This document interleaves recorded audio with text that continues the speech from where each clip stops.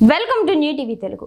YCP అధినేత AP మాజీ CM Jagan, ఆయన సోదరి ఏపీసీసీ చీఫ్ షర్మిల మధ్య రాజకీయంగా విభేదాలు కొనసాగుతున్న సంగతి తెలిసిందే. ఈ ఏడాది జరిగిన సార్వత్రిక ఎన్నికల్లో జగన్ ప్రభుత్వానికి వ్యతిరేకంగా ఆమె తీవ్ర ప్రచారం చేశారు. ఈ ప్రభావంతో పాటు ప్రజల్లో తీవ్ర వ్యతిరేకత రావడంతో 151 సీట్లున్న వైసీపీ 11 సీట్లకు తగ్గింది. అయితే రాఖీ పండుగతో అయినా ఈ వివాదాలకు ఫుల్ స్టాప్ పడుతుందని అంతా అనుకున్నారు. కానీ కొత్త వివాదానికి తెరలేపింది ఈ పండుగ. తెలంగాణ మాజీ మంత్రి, ప్రస్తుత ఎమ్మెల్యే కేటీఆర్ రాఖీ పండుగ సందర్భంగా తన సోదరుని తలుచుకుని ఆమెపై తన అభిమానాన్ని చాటుకున్నారు. ఆయన సోదరి ఎమ్మెల్సీ కవిత ప్రతి సంవత్సరం రాఖీ కట్టే విషయం తెలిసిందే. అయితే మద్యం కేసులో ఇరుక్కుని ప్రస్తుతం తీహార్ జైల్లో ఉండటంతో ఆమెకు ఈ అవకాశం పోయింది. నేరుగా చెప్పకపోయినా తన సోదరి రాఖీ కట్టలేకపోయిందంటూ కేటీఆర్ ఆవేదన వ్యక్తం చేశారు.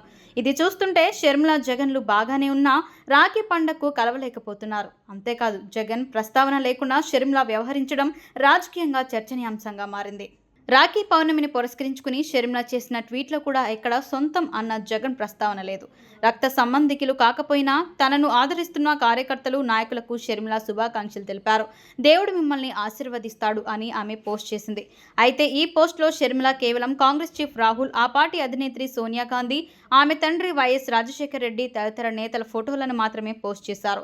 జగన్ పేరు ఎక్కడా ప్రస్తావించకపోవడం గమనార్హం. దీంతో వీరి మధ్య విభేదాలు ఇంకా తలెత్తినట్లు చర్చ జరుగుతోంది. గత 2 ఏళ్లుగా జగన్ షర్మిలకు రాఖీ కట్టలేదు. తెలంగాణలో పార్టీ పెట్టకముందే ఏపీకి వచ్చి జగన్కు రాఖీ కట్టింది. ఆ తర్వాత పండగకు దూరం ఉంటూ వచ్చింది. అయితే అదే సమయంలో రాహుల్కు శుభాకాంక్షలు తెలిపారు. అన్నా చెల్లెళ్ల మధ్య విభేదాలు ఇప్పట్లో సద్దుమణిగేలా లేవని పరిశీలకులు అంటున్నారు.